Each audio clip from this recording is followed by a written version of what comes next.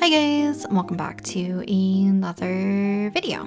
So for today's kind of Monday sketching session for today, I actually wanted to do a little bit more of like a marker spread with water-based markers, just because I was kind of checking throughout my sketchbook and flipping through some of the previous spreads that I've done.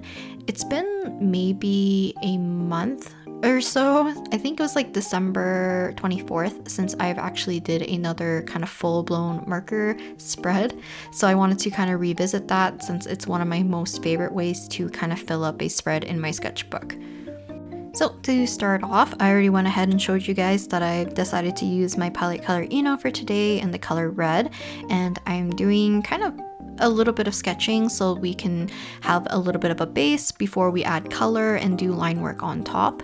And the kind of character that I wanted to draw today was actually because I was talking to a mutual on Instagram and they were very excited about the snow Miku, and I totally forgot that sometime last year, whenever the Snow Miku for 2024 was released, I wanted to draw the design at some point because I love the kind of warm, cozy aesthetic with some kind of more like orangey browns and tan, alongside with her kind of beautiful teal or kind of like minty blue hair that kind of fades into white, alongside with the snowflakes and everything. It's just very cozy and cute, but the color palette is like, I don't know, very up my alley. So I wanted to definitely see if I had any colors that could work with her color palette.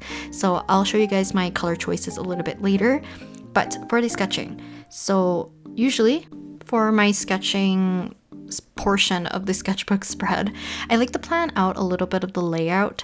So I like to kind of pick either starting from the right or the left. So this time we're starting majority on the right side just to kind of break up the flow, just because I naturally like to start from left to right, just because I like to prevent my hand from smudging too much if I need to. So it's a little bit easier for me to plan that way.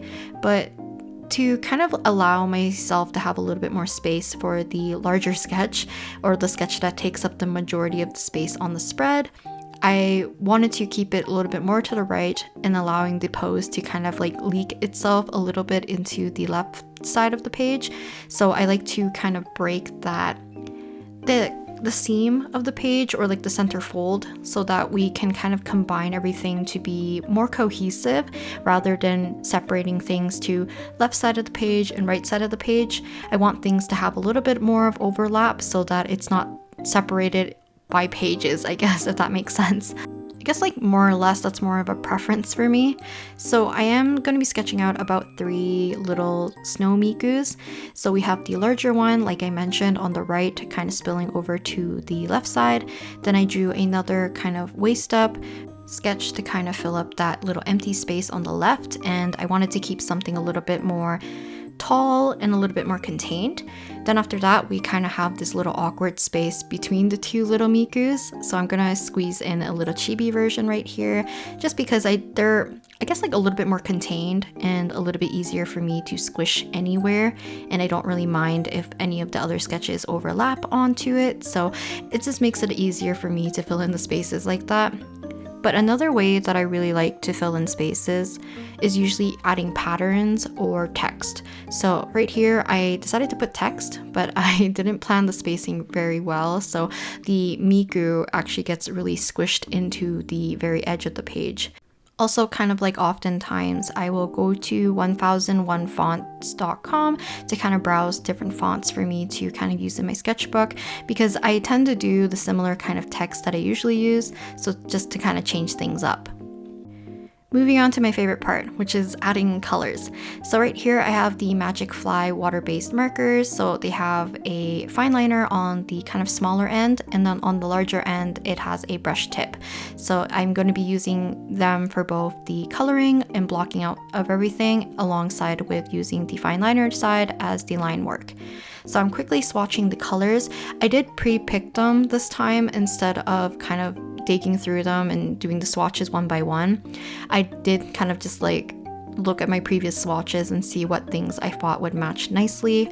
So for the color palette, I have kind of like a very soft looking blue.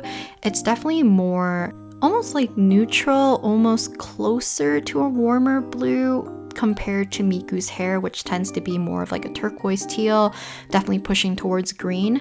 So I don't think it fits entirely accurately with the Snow Miku design, but it works for the color palette for whatever I wanted to use it for today. So I don't really have a method technically whenever I use these water-based markers. All I know is that more recently, I don't really like doing very, I guess, like side-by-side streaks for the markers because I find the streaks become very apparent. But if I do a more back and forth motion to kind of blend it out together, I don't mind if it gets a little darker in some places or a little bit splotchy, but it definitely takes out the majority of what I would consider like very heavy streaking, which is a little bit more distracting rather than like some splotches. So that's what I tend to do if I can when I'm kind of like blocking in different sections, like the hair in this case. I would like to look back at some of the previous Snow Miku designs. I remember a few, but I want to see if there's any that have a little bit more of a more kind of like a muted palette or a darker palette. So I'm going to dig around a little bit because I would love to draw just more Miku in general. I kind of want to do a whole canvas filled with the Miku and Pokemon collab from last year and just use them as like chibis. I can draw the Pokemon with them, and I think it could be very fun just because I like to make the chibis a little bit more expressive if I can, so it'll be good practice. So hopefully I can make that for a video. If not, I'll just make it for myself, but if I do end up doing it, I'll try my best to record as much of the process as I can. But to kind of accompany alongside with the blue that I chose, there is going to be two kind of like competing colors that I chose.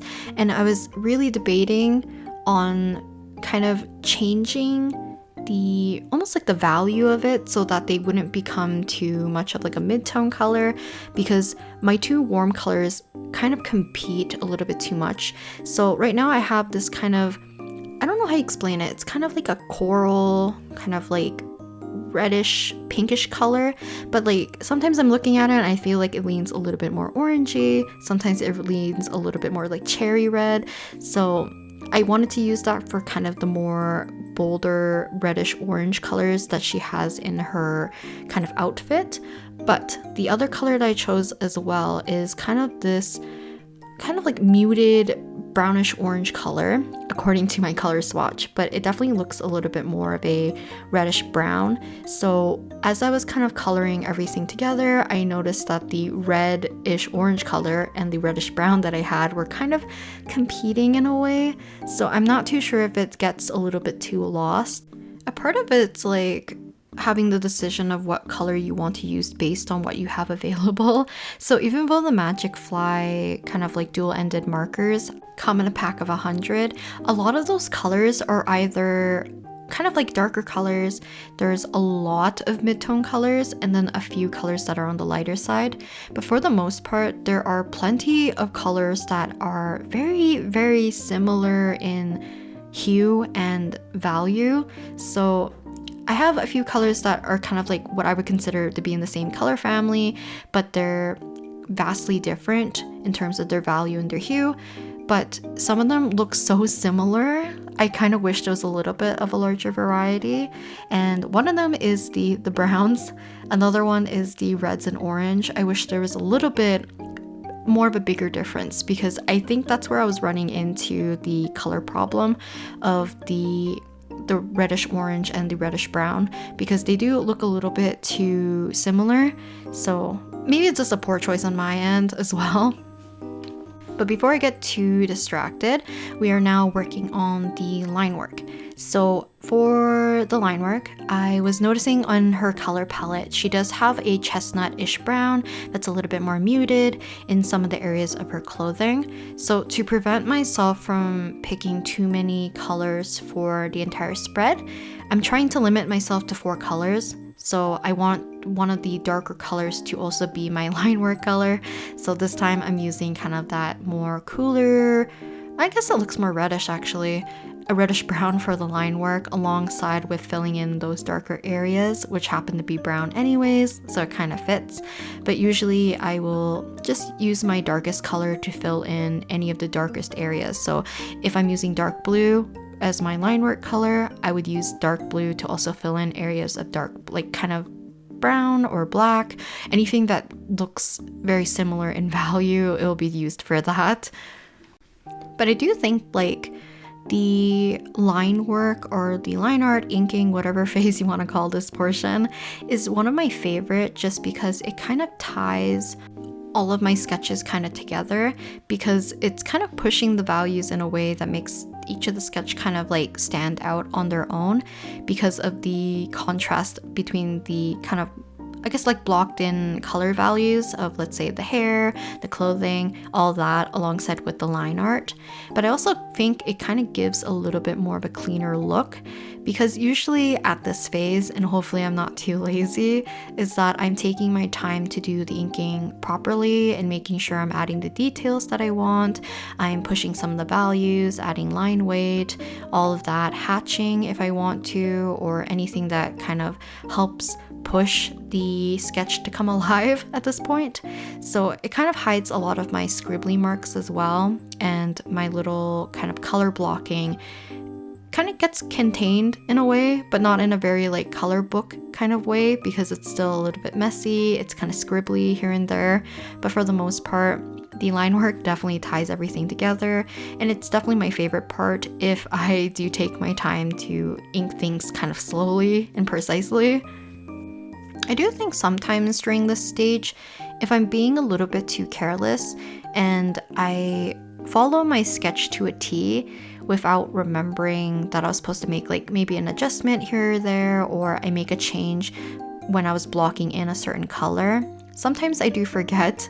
So sometimes I have to try my best to slow down and just ink and try to remember what I was trying to think of before, rather than just blindly following my sketch. Because there's parts like for the eyes of this particular Miku that the right eye on the page was like, the iris portion was significantly lower and disconnected from the upper line of the eyelid, or not eyelid, I guess like the lash line compared to the left eye. And when I decided to put in kind of like the orangey red into her eyes alongside with the blue, I didn't take in consideration where the highlight was. So I did have to be a little bit careful when I was inking so that there wasn't a gigantic discrepancy between the sizes of the highlight of the eyes alongside with the iris, which luckily I did remember. Also, because the color that I chose for inking, initially when I did my swatches, I thought this color wasn't actually as dark as I initially thought, because whenever I do my swatches, I do like 2 strokes next to each other to kind of get like a little color block so I can see the overall color combination together. But I usually don't take into account like whenever I do a scribbling or the way how water-based markers tend to work. If you go over one area over and over, it tends to get a little bit darker and it kind of layers in that way.